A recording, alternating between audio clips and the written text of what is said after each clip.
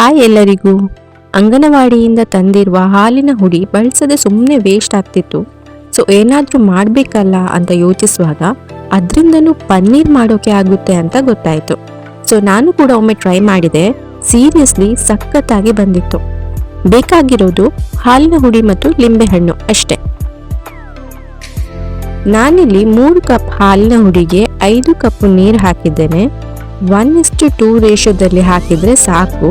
ಅಳತೆಯ ಐಡಿಯಾನೇ ಇಲ್ಲದೆ ಟ್ರೈ ಮಾಡಿದ್ದು ನಾನು, ಹಾಗಾಗಿ 1 ಕಪ್ ಜಾಸ್ತಿ ಹಾಕಿದೆ. But no problem.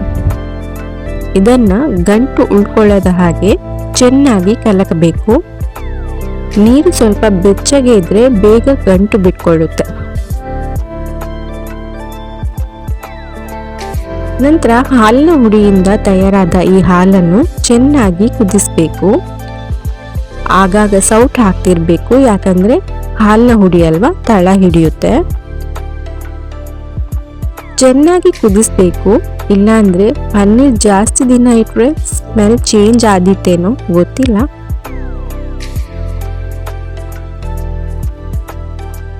ಹಾಲು ಚೆನ್ನಾಗಿ ಕುದಿದಿದೆ.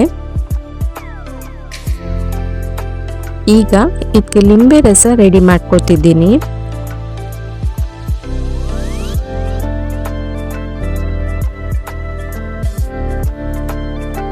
ಕುದಿಸಿರೋ ಈ ಹಾಲಿಗೆ ಒಂದೊಂದೇ ಸ್ಪೂನ್ ಈ ಲಿಂಬೆ ರಸನ ಹಾಕ್ತಾ ಕಲಕಬೇಕು. ಆಗ ಹಾಲು ಸ್ವಲ್ಪ ಸ್ವಲ್ಪವೇ ಒಡಿತಾ ಬರ್ತದೆ.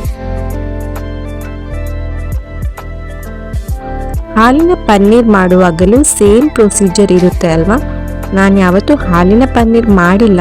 ಬಹುಶಃ 1 ಲೀಟರ್ ಹಾಲಿಗೆ 1 ಮೀಡಿಯಂ ಸೈಜ್ ಲಿಂಬೆ ಸಾಕಾಗುತ್ತೆ ಅನಿಸುತ್ತೆ. ಇಲ್ಲೂ ಹಾಗೆ 1 ಕಪ್ ಹಾಲಿನ ಹುಡಿಗೆ 1 ಲಿಂಬೆ ಬೇಕಾಗುತ್ತೆ.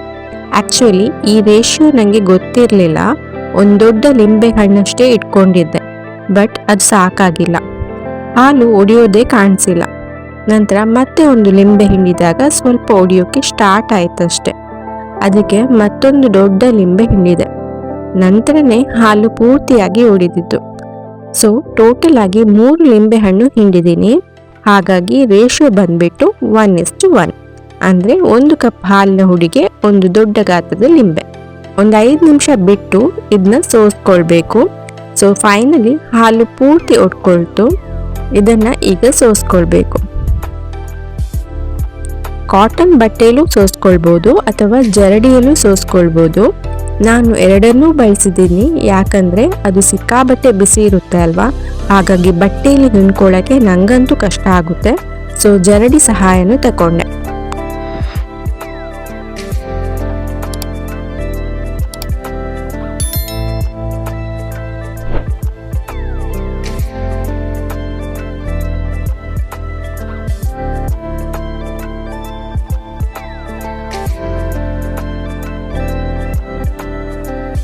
ಹಾಗೂ ಹೀಗೂ ಕಷ್ಟಪಟ್ಟು ಹೇಗಾದರೂ ಹಿಂಡ್ಕೊಂಡೆ. ನಂತರ ಅದನ್ನ ತಣ್ಣೀರಲ್ಲಿ ಒಮ್ಮೆ ವಾಶ್ ಮಾಡ್ಕೋಬೇಕು. ಹಿಂಡ್ಕೊಂಡಿರೋ ಲಿಂಬೆ ರಸದ ಹುಳಿ ಎಲ್ಲ ಚೆನ್ನಾಗಿ ಹೋಗಬೇಕು, ಇಲ್ಲಾಂದರೆ ಸ್ಮೆಲ್ ಚೇಂಜ್ ಆಗ್ಬೋದು. ಟೇಸ್ಟ್ ಕೂಡ ಚೆನ್ನಾಗಿ ಬರದೇ ಇರ್ಬೋದು.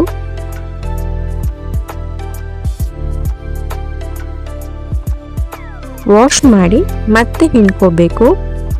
ನೀರೆಲ್ಲ ಇಳಿದು ಡ್ರೈ ಆದರೆ ಪನ್ನೀರ್ ರೆಡಿ ಆಗುತ್ತೆ.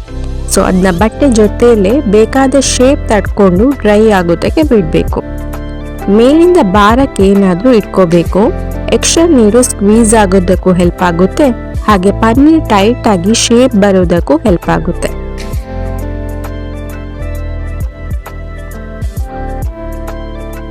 ನಾನಿದನ್ನು ಫಸ್ಟ್ ಒಂದು ಸ್ವೀಟ್ ಬಾಕ್ಸ್ನ ಇಟ್ಟು ಶೇಪ್ ಮಾಡಿಕೊಂಡೆ.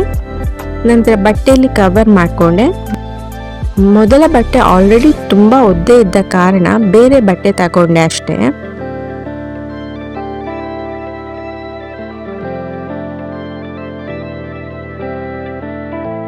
ಇದನ್ನು ಜರಡಿ ಮೇಲಿಟ್ಟು ನಂತರ ಮೇಲಿಂದ ಇನ್ನೊಂದು ಸ್ವೀಟ್ ಬಾಕ್ಸ್ಗೆ ನೀರು ಫಿಲ್ ಮಾಡಿಟ್ಟು ಜೊತೆಗೆ ಒಂದು ಕಲ್ಲು ಕೂಡ ಇಟ್ಟಿದ್ದೆ.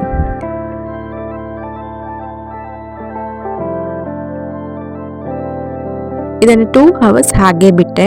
2 hours later.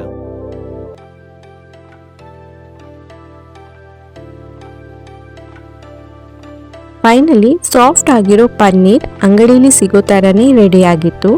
ನಿಜವಾಗ್ಲೂ ಚೆನ್ನಾಗಿ ಬಂದಿತ್ತು. ತುಂಬ ಖುಷಿ ಆಯಿತು.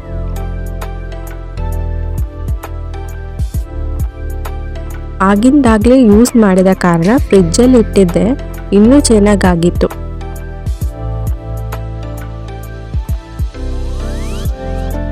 ನೋಡಿ, ನೀಟಾಗಿ ಕಟ್ ಆಗ್ತಿದೆ. ಖರ್ಚಿಲ್ಲದೆ ಅಂತ ಹೇಳಲ್ಲ, ಬಿಕಾಸ್ ಎಲ್ಲರಿಗೂ ಫ್ರೀ ಆಗಿ ಹಾಲಿನ ಹುಡಿ ಸಿಗಲ್ಲ. ಹಾಗೆ ಲಿಂಬೆ ಹಣ್ಣು ಕೂಡ ನಮಗೆ ಇಲ್ಲೇ ಗಿಡದಲ್ಲಿ ಬೆಳೆದಿರುವಂಥದ್ದು. ಬಟ್ ಕೆಲವರಿಗೆ ಹೀಗೆ ಅಂಗನವಾಡಿಯಿಂದ ಹಾಲಿನ ಹುಡಿ ಸಿಗುತ್ತೆ, ಬಳಸ್ತಾ ಇಲ್ಲ, ವೇಸ್ಟ್ ಆಗ್ತಿದೆ ಅಂತಾದರೆ ಒಮ್ಮೆ ಟ್ರೈ ಮಾಡಿ ನೋಡಿ, ನಿಜವಾಗ್ಲೂ ಸಖತ್ತಾಗಿರುತ್ತೆ.